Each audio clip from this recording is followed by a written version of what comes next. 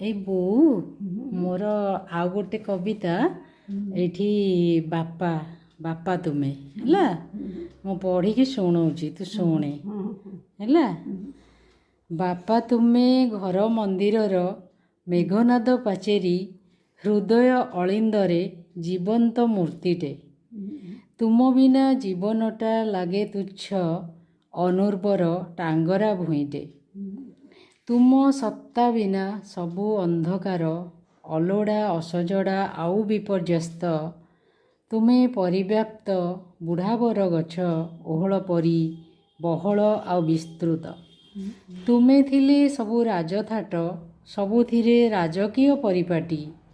ତୁମ ବିନା ଜୀବନଟା ନର୍କ ଅପନ୍ତରା ଅନ୍ଧାର ଗୋହିରୀ ମିଛିମିଛିକା ଗପଟି। ପୁନେଇ ପରବ ସବୁ ଜୀବନ୍ୟାସ ପାଏ ତୁମେ ଯେବେ ଥାଅ ଘରେ। ତୁମେ ପରା ସାଜ ଶତ ଶାଳଗ୍ରାମ ଘର ଦିଅଁ ଖଟୁଲିରେ।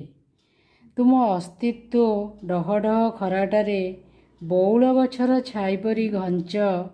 ଅସହଣୀ ଗ୍ରୀଷ୍ମରେ ସୁଲୁ ସୁଲୁ ମେଞ୍ଚାଏ ପବନ ମନମତାଣିଆ ରୋମାଞ୍ଚ।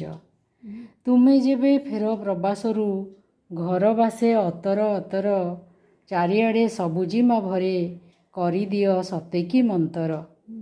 ତୁମେ ସାଜ ସଶକ୍ତ କଂସା କବାଟ ଘର ମୁଖ୍ୟ ଦ୍ୱାରେ ନଥାଏ ଡର ଭୟ କି ଅନୁଶୋଚନା ତୁମେ ଯେବେ ଥାଅ ଘରେ।